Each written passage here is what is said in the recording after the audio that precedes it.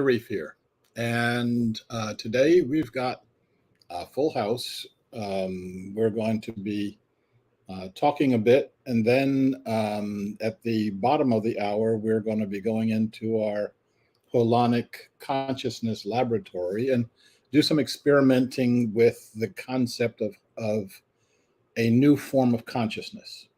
Now, there's a part of me that just wants to jump right in, but of course, we're going to do what we normally do in situations in this live stream, which is go into a meditation. And as I've said in the past, our meditation is to open us to the fact that we are sharing a consciousness. We're sharing a consciousness with all living beings. And we get to relax into that. We're not going to strive and try. We're going to relax and see what opens up for us. So, as usual, we start with a 5-minute meditation. And as usual, I start my timer.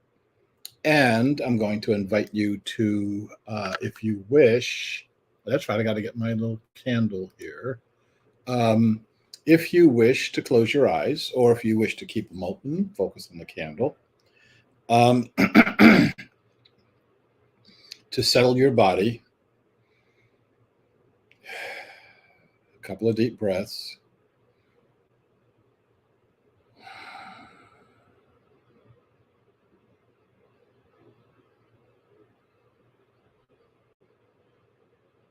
Be conscious of refreshing your consciousness by dipping into the well of all consciousness.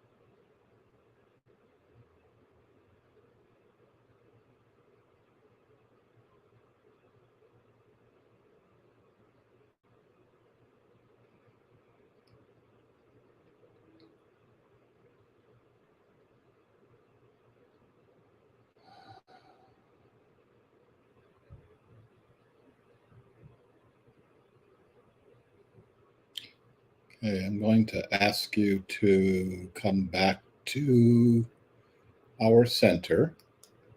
I want to ask you to reopen your eyes, and let's go ahead and get started with our day. Um, this is kind of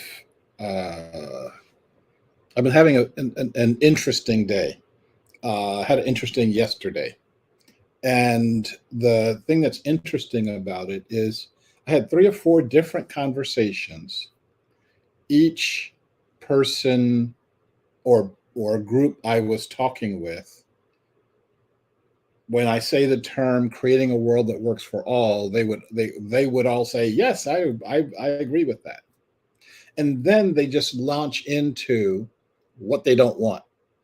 And that may be um, war in the Middle East on some side or another, um, the political spectrum in the United States on one side or another.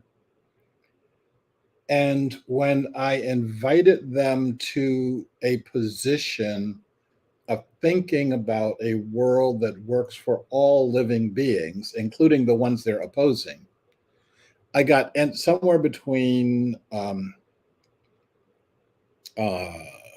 incredulity, that could never work, or um, uh, I don't want to think about the world that way. I'm really invested in the way I'm thinking about it. And when I would mention to them um, the law of attraction, the more you think about, even in your thinking in negative terms, you get more of. I got what everybody who I've come in contact, everybody, many people I've come in contact with believe that the law of attraction does not apply to them and their thoughts. Um, because of this, all the stuff you don't want, you get again. I've been saying this to those I've been closest to inside of working with Common Way. I'm saying it now on the record. I think that Donald Trump can get elected again. Despite all the other controversy, despite all the lawsuits, despite the consequences of jail terms and everything else, I think he can get elected again because I see so many people investing their energy in him on the right and on the left. Now, what we need is discipline to be able to do disciplined thinking, even in the midst of the problems that we see, to think our way out of those problems. Give you 2 quick stories, and then I'm going to launch into some other stuff. Story number 1 is something my mom used to a story my mom used to tell, and this is a town that was experiencing a drought, and so they back in those days you would send for a rainmaker. This is a person who says, I can make it rain, and the town would invite them in and pay them money, and the person would say, okay, I'm going to make it rain, and they were successful enough times that they would have a reputation and go to the next town and the next town. So this town invited a rainmaker to come in and make rain. And so he said, well, when I get there, I want everybody in the town to be in the town square. And in small towns in those days, that wasn't too hard. So he gets everybody into the square, and he looks around. He says, okay, everybody go home. And they said, what are you talking about? And he said, well, you don't really want any rain. You don't believe it's going to rain. And they said, what are you talking about? He said, how many of you are wearing raincoats? How many of you are carrying umbrellas? How many of you are wearing galoshes? None of you. So none of you actually believe it's going to rain, so you should go home. And if you believe it's going to rain, I'll be back here next week. So next week comes, and everybody in town shows up with their umbrellas up and their galoshes on and their raincoats on, and it rains. Now, the moral of the story is um, reality can be shaped by your thoughts. Now, my mom didn't say that.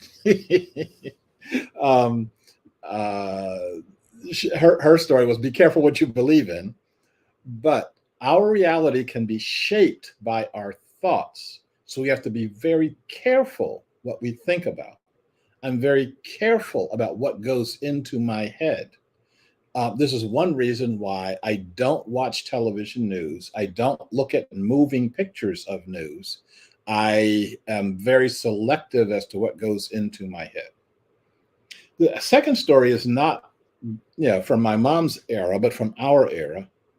And this is something that Václav Havel, the president of the Czech Republic, former dissident, former opponent to the government, and former prisoner of the government, said while he was still a prisoner. He said that what I've been saying for the longest time, we have to stop focusing on what we don't want from the Soviet system. We have to start focusing on what is it that we are intending to bring into the world. So in his story, he was still in prison, and his job was pushing the laundry carts around in the prison. And as he's pushing his cart around, he comes across another political prisoner, and he didn't know this guy was actually in the prison. So they had 5 minutes they could talk to each other before the guards would come and break him up. So sitting in the middle of a Soviet prison, what do you think they talked about? The things that, most people that we know would talk about is how unfair it is that they're in the prison, how brutal the prison is, how awful the food is, how much they miss their wives, blah, blah, blah, blah, blah. What these two guys talked about for 5 minutes was the nature of the society they would create when they got out. So Havel got out, they dusted him off, put a suit on him, and made him the president of the country. The other guy, when he got out, they dusted him off, put a suit on him, and made him the foreign secretary.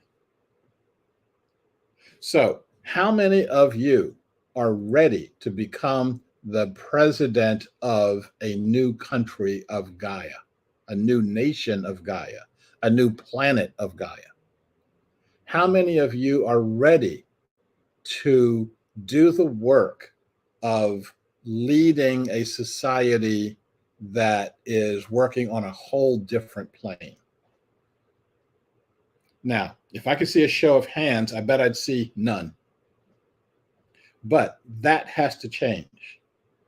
We've got some weeks and months to change that. So by December, I want to see a few hands go up. By January, I want to see a few more hands go up. I want to see how we together can make this kind of thing happen. But in order to do that, we have to start the process of articulating what it is we stand for and what it is that we want in the positive, not in the negative. I talk to people who said, "Oh, I want an anti-capitalist, anti-racist, anti-sexist, anti-such and such society." I just simply say, okay, that's all the stuff that you don't want, and it's pretty much similar to what a lot of other people don't want. What is the thing that you want? What is the thing that's pulling your heart? What is the thing, the yearning that you feel in your heart? And if you don't feel your heart, then there's the problem.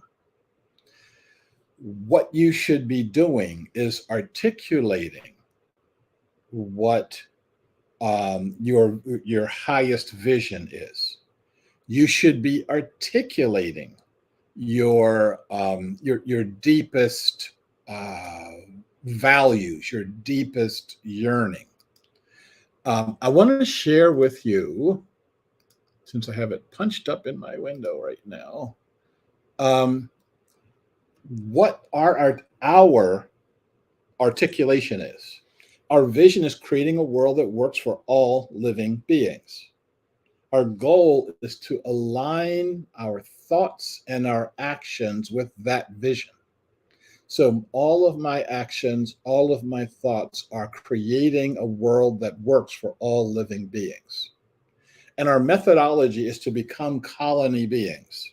How do we actually stop acting like individuals who are so separated from each other that we are fearful of each other, that we are defended against each other, that we act like 8 billion different species? How do we actually get to the point that we can become one species on one planet with one goal that is manifesting itself in 8 or 10 billion different ways? That's our challenge.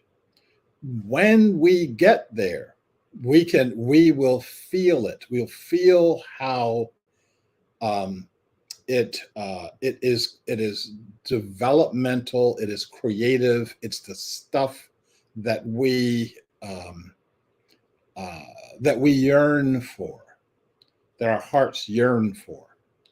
I want to give you, where is it now? I'm doing really well with as many different platforms as I am uh, sharing with you right now. But the question is, I still have to find it. So, one of the things that I've been talking about is the notion of all of us coming together as one being. I want to show you some images of what that actually looks like, not from human beings, but from starlings. So let me hit play here.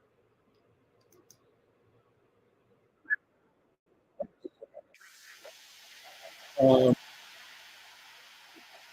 I am trying to avoid. I thought I had avoided uh,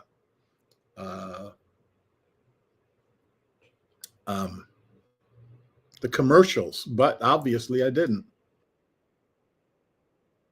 So this is what they call a murmuration of starling. Some of you may have seen this in person. It is something to behold, where these birds, sometimes by the millions, this is probably 100,000, but by the millions, they can turn and swirl and swoop as one. And will make shapes. And this is where the color is. It's flying over the head.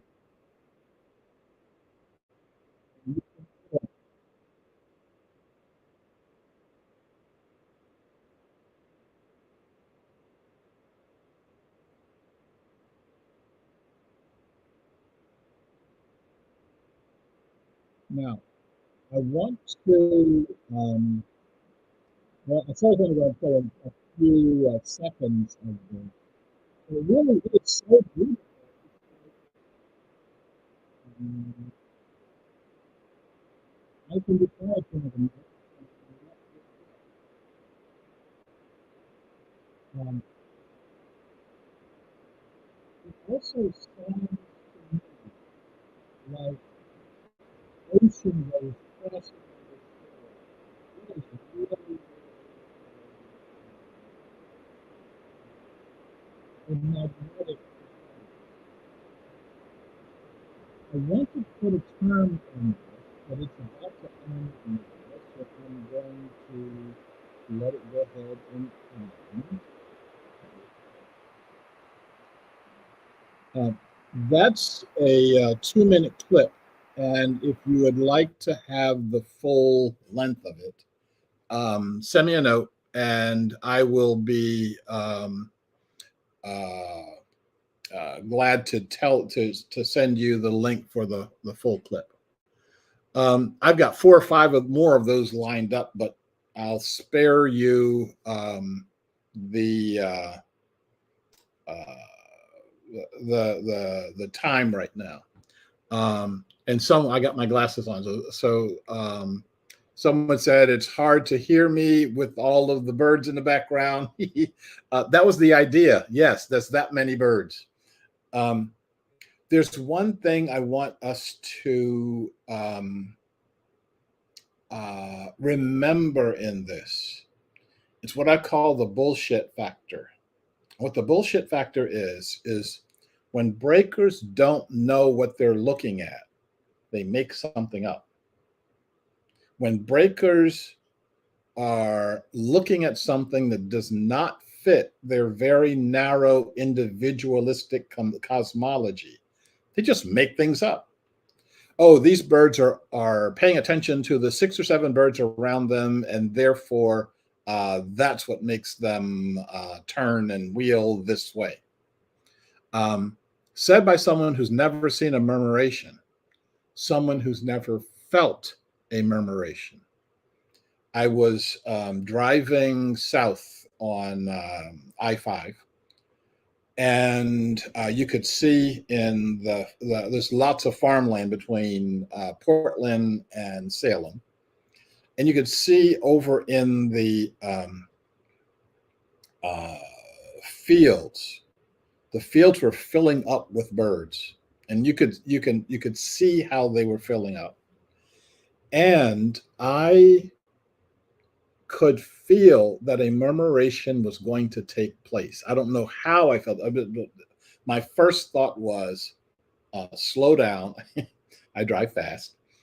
Slow down and pull into the right lane, because when the murmuration happens, you're going to stop so that you can see it.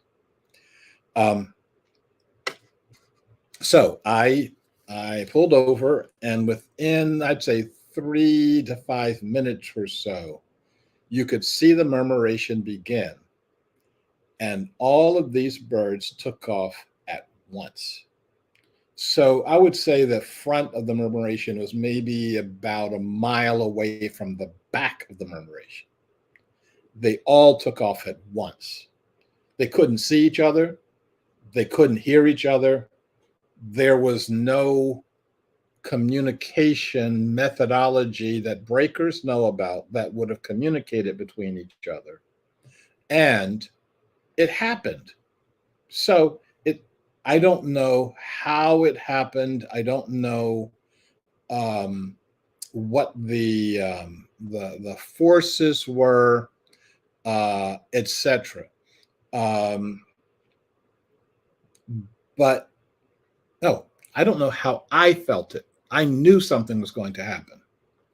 Now, for the average person rolling down I-5, they were in tunnel vision and paying no attention whatsoever. And you wanted to just honk your horn and say, look over there, you're seeing something that's magical. And even if I pointed it out, unless your brain is oriented to comprehend that, you won't see it. Or you'll see it and it doesn't mean anything to you. Or you'll see it, it'll mean something, but the breaker explanation of, oh, they're following magnetic lines, or they're listening to each other's chirp, and that's what makes them go such and such and such and such. You'll buy that. What we are going to be doing is developing the consciousness that allows us to listen to that allows us to have an experience of that. It's an experience that I have a name for. It's called the experience of ordinary ecstasy. Now, in most of our language, when we think about ecstatic experiences, we think about things that happen um, infrequently, outside of time and space, um, larger than the lives that we live. And all those things are true. I mean, if you've had ecstatic experiences, you may have had that kind of an ecstatic experience. But the thing I want us to get to focus on is this notion of ordinary ecstasy, the ecstatic moments that happen every single day, every hour of every day. But in order for us to experience it, we have to reorient ourselves. So, coming up in a few minutes, we're going to enter into our laboratory and we're going to have the experience of reorienting ourselves. Tell you one more story before we do that. Um, this happened, I think I told this story last week, but I'm not sure, so I'm going to tell it again. Um, I was walking down the street with a friend, and um, we were talking about actually someone who does work with Commonway, and so we were talking about something that needed to get done. And I noticed that the moon had just risen, full moon, beautiful moon, still touching the horizon. And I stopped and I said, "Wow, look at the moon." And he paused for a second and kept talking about what he was talking about. I thought he didn't hear me. So I said louder, "Look at the moon." And instead of looking at the moon, he looks at me and he says, "I've seen the moon before." And two things happened. First of all, it it spoiled my moment of ecstasy with this absolutely gorgeous moon. And I was not able to convince him that what I was looking at is something he had never, ever seen before.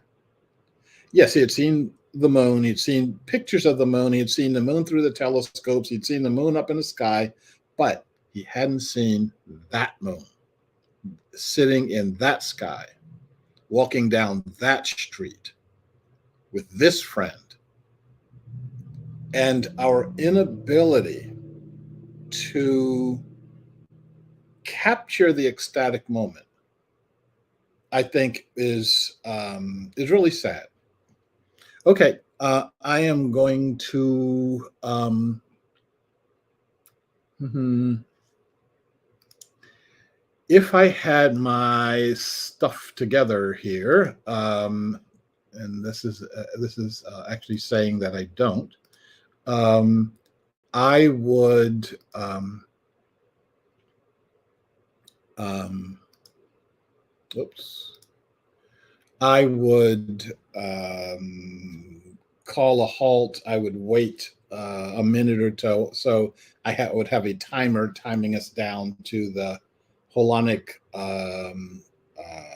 consciousness laboratory. Assume I did all that stuff. And that we are at the Holonic consciousness laboratory. And I want to talk to you about what we're going to do, and then we're going to do it, and then I want to talk to you about what we've done. Okay. Our purpose in looking at the whole question of a laboratory is we're in this huge experiment. None of us knows how to birth this baby. Okay, it's way too big, and I've got some ideas. I put my ideas in some books. But we are all together feeling our way through this process.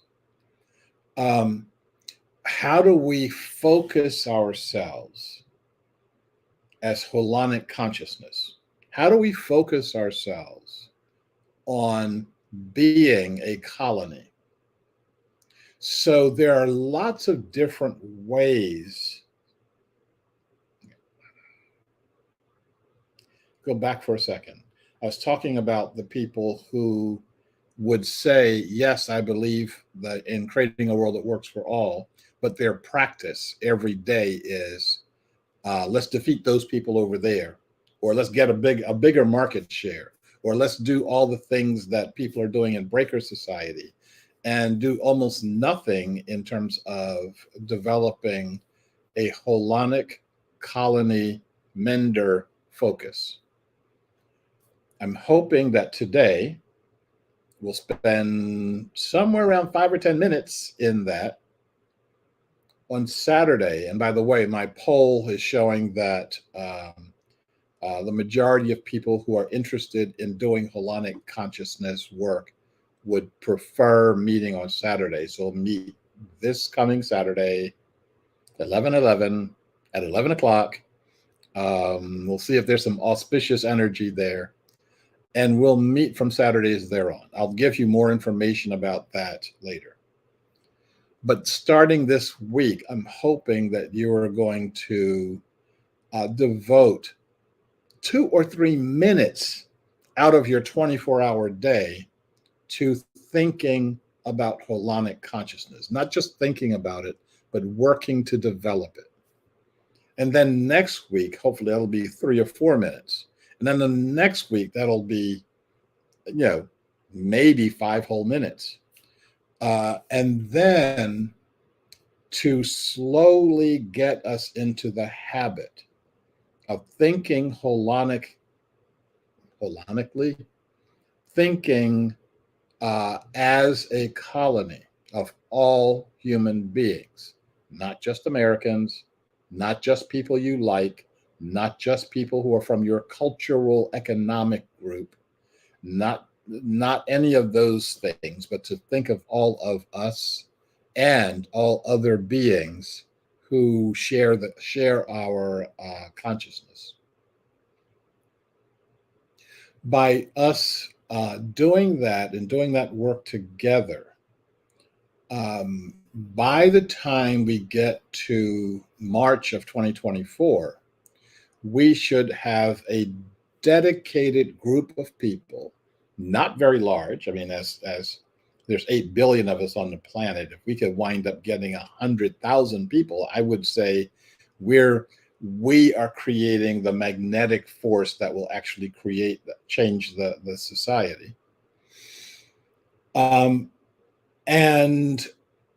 And our work, as we are doing this work, as we are doing the work on our consciousness and then on our practicality, our economics, our governance systems, etc., we'll begin to see the results of that. So what we're doing today, lots of different ways we can think about colony, but right now what we're going to be thinking about is nature as our colony.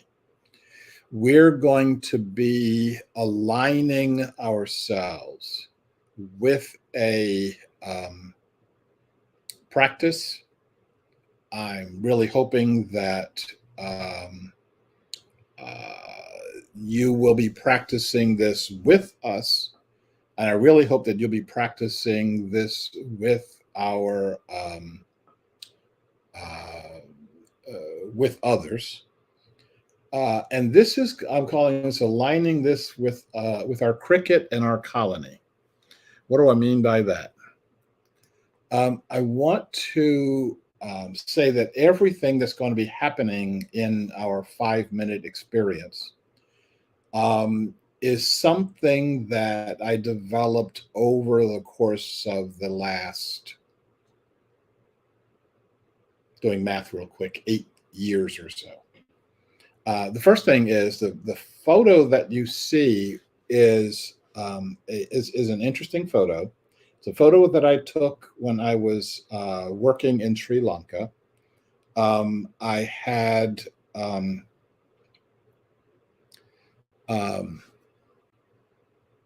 a house that Sarvodia had built that I stayed in, and outside that house there was a small lotus pool. And this is a photo of one of the flowers that came up in that pool.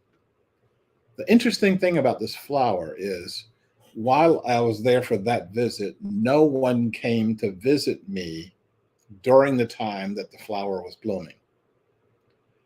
So I see the flower every day and it's just blooming away. And I realized this flower is blooming for me. There's no one else around here. So I took a picture of it, and I took another picture of it. I took a bunch of pictures of it. I was trying to actually get the color that this flower, so I was never able to approximate the color of this flower. And it kind of bothered me. But I didn't, that's, um, uh, that made it that much more special. Then I'm going to play a sound for you, and the sound I'm going to play for you is the sound of my experience in Indonesia, in Bali, at a particular location at night. And you're going to hear this wall of sound. And that wall is the thousands and thousands of beings that are beeping, chirping, croaking, buzzing, etc. And then you're going to hear the sound of a cricket that is, it seems, I think he's on. I recorded this by just taking my iPhone, hitting record, and sticking it outside for half an hour.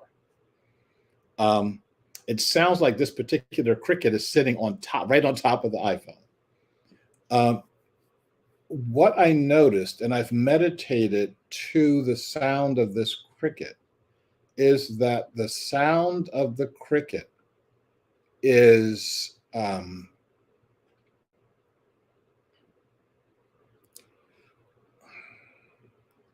it's within a particular spectrum, but it's also random. And what I want you to do is breathe in accordance with the sound of this cricket. Now, the breathing part is pretty specific, and I don't know why it's specific, but while the cricket is chirping, I want you to breathe out. When the cricket stops chirping, I want you to breathe in. And when the cricket starts again, I want you to breathe out. We're going to practice this a little bit. And let me get my practice together here. So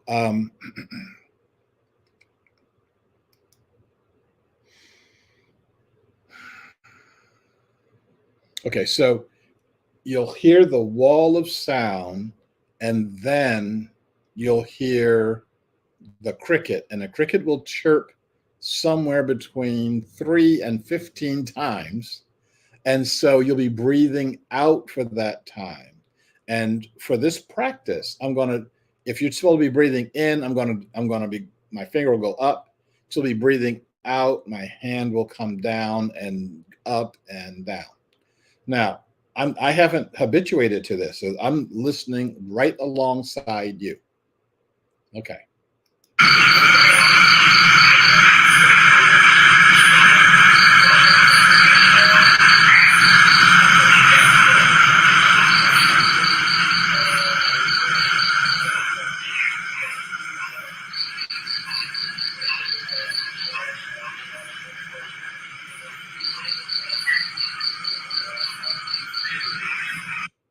Okay. So you could hear the cricket, and you could hear it going, and then when it stops but the wall of sound is still there. You go back up. Um, what I find when I'm listening is that I clench up. I don't want to miss a beat. So, and what I want is the exact opposite of that. I want you to relax into the sound. It's okay if you're not right on the beat of the cricket. The cricket never causes you to breathe out to the point that you lose your breath and lose consciousness. Um, if it's if it's in too long, pause. You don't have to keep breathing in. Um, and so I'm going to play a little bit more so that you can hear it a little bit better. But this time, I want you to relax.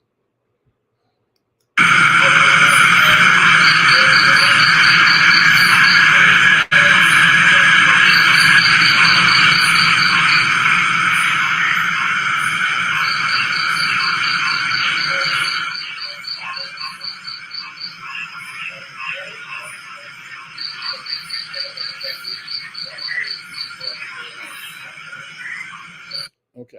So one of the things you'll notice also is you will try to anticipate the cricket. You're not listening, you're anticipating. Um, enough said. We are now going to switch to this one.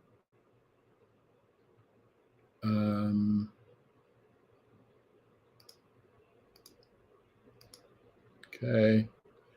And let's get bigger. And now we're going to go 5 minutes with the cricket. Now, the cricket is not, this is not a man-made sound. It's not the stuff that you get on the internet when you hear a bell ringing and then they just loop it so that you hear the bell ringing for 3 hours. Okay, the same exact bell. This cricket is in its own world, doing its own thing, and we are entering that world. The purpose of the cricket is not for you to get deeper in yourself. It's for you to expand out into a larger world. And part of that larger world is this wall of sound of which the cricket is one being.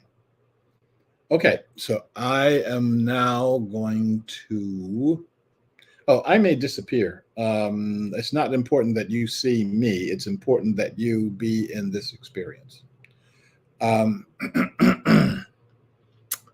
I'd ask for if there are any other questions before we start, but I can't get the questions. So let's go ahead and get started.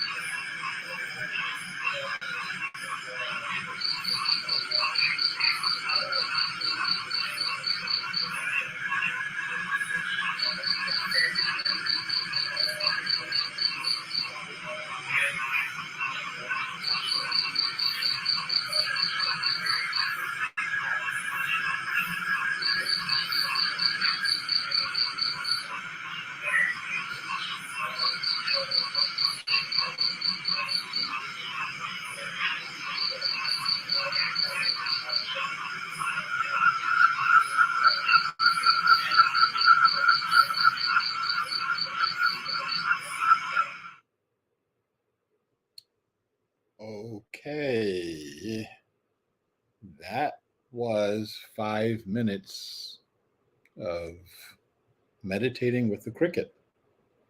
I'm not sure what your experience of that was. If you are near your computer and you can send me a note that just says yes or no, or I didn't get it, um, or even a longer note than that, I'd appreciate it. I'll do a little bit of filler with by talking a little bit right now. Um, I've I've been meditating with the cricket for some months. Generally, I do the cricket meditation late at night at 3 o'clock in the morning when I'm having trouble getting to sleep. I'll put the full cricket on, 37 minutes. I think I get about 5 minutes into that and I am asleep. Um, I am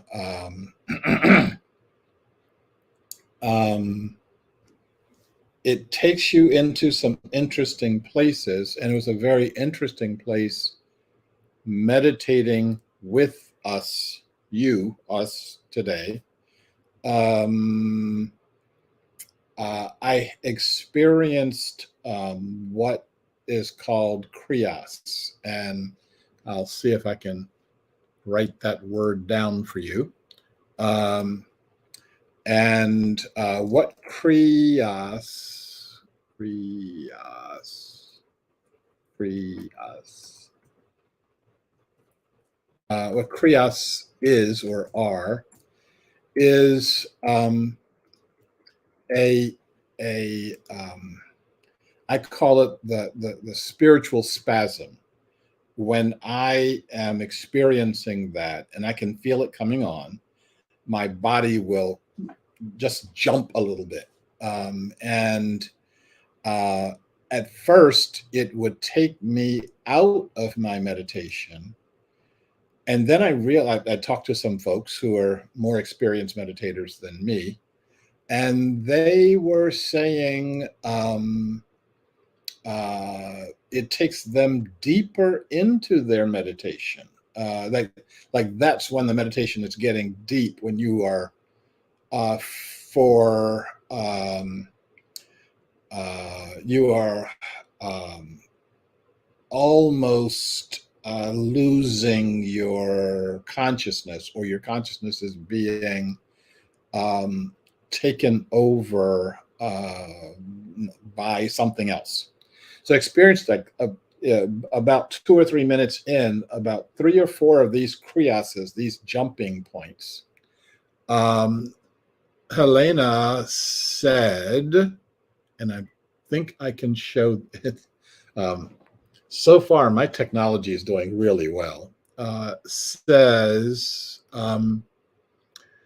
it relaxed me and I almost fell asleep. I started yawning and thought about how often we make each other yawn.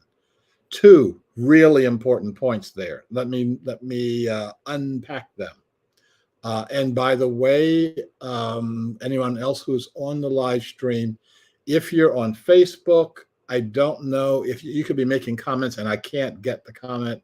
If you're on LinkedIn, you may be making comments and I'm not getting the comments. If you're on YouTube, I'm getting the comments. So that should, if I'm not responding, it's not because I'm ignoring you. It's because I'm not getting the comment. Okay, so let's unpack that. So the crickets, Helena said that the crickets relaxed her and she almost fell asleep. When we are in natural environments, when we are, like when I was at Robin's place in Kansas with the Light Center, at night, all you heard was this wall of crickets, and no, Robin, those were not your crickets. Those were Balinese crickets. You can hear the difference. No, you can't. Well, I can't. And it's something to go to sleep to. It's something that in our DNA says all is right with the world. You're hearing the crickets. Let's go to sleep. She also said she started yawning, and this is something that I was I didn't know until I talked to some folks who are from societies where they're used to meditating, that yawning is a sign of the relaxation of your being. What we do, and I'm doing it right now because I'm saying the word yawning and my body is reacting. What we do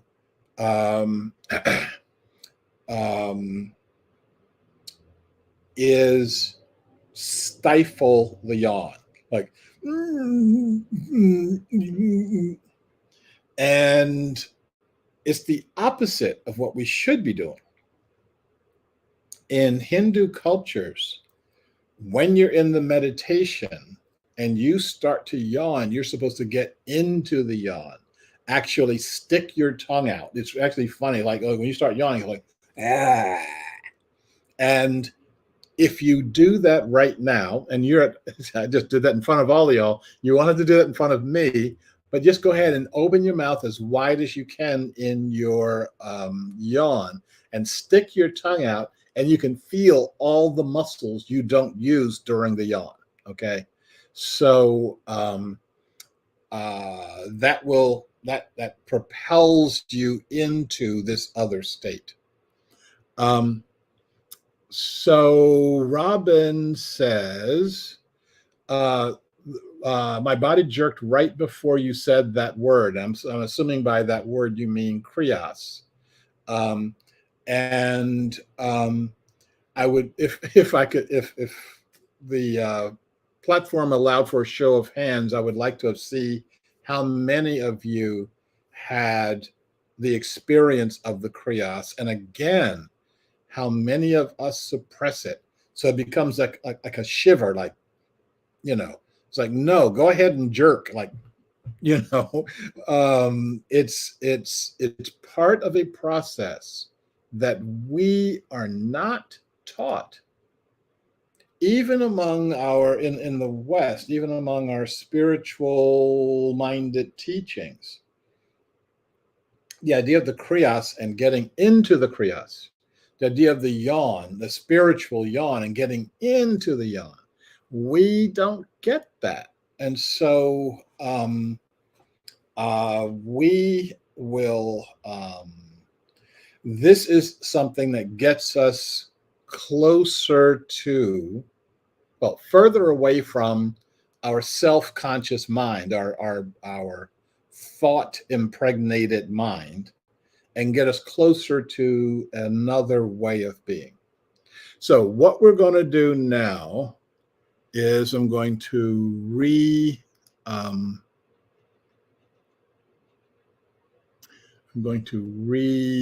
recycle this.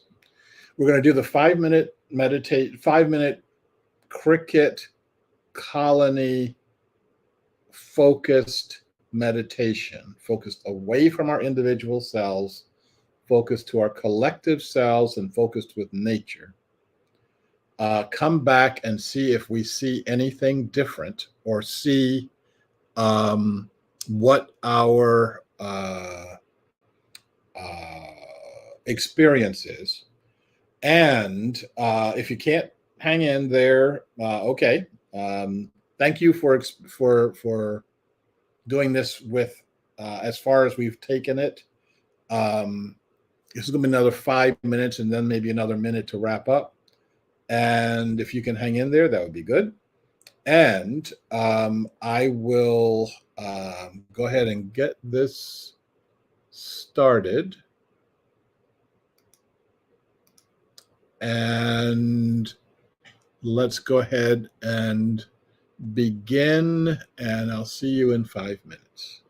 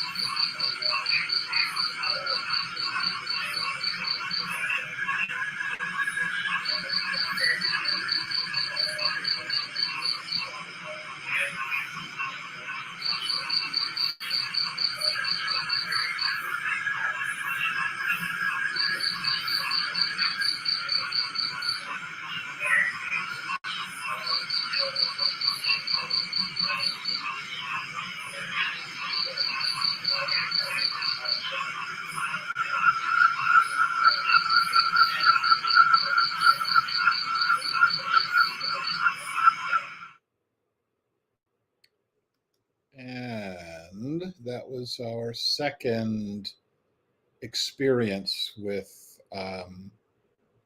our our cricket colony um, orientation process. I'm resisting calling it a meditation. Um, Please post if you've got any other thoughts or feelings that came up because of that experience. As I promised, I'm not going to keep us too much longer. I'm hoping that you'll be able to join us on Saturday morning. That's the time when those of us who are morning people, or those of us who are in other countries, will be able to join us. If you have other experiences, bodily, if emotions came up for you, I felt some things happening in and around my heart this time. I got some more of the kriases. Is that the plural? I'm not sure. I got some more of the kriases, but they were much more gentle, not kind of jerking me this time. I don't know if you did. I am hoping for more connection around this. I'm hoping that each one of you will invite someone else into the experience. We probably won't work with the cricket next time. I've got some other things that I've got scheduled for us. Right now, that time slot looks really good. So 11:11 at 11 o'clock a.m. Pacific time.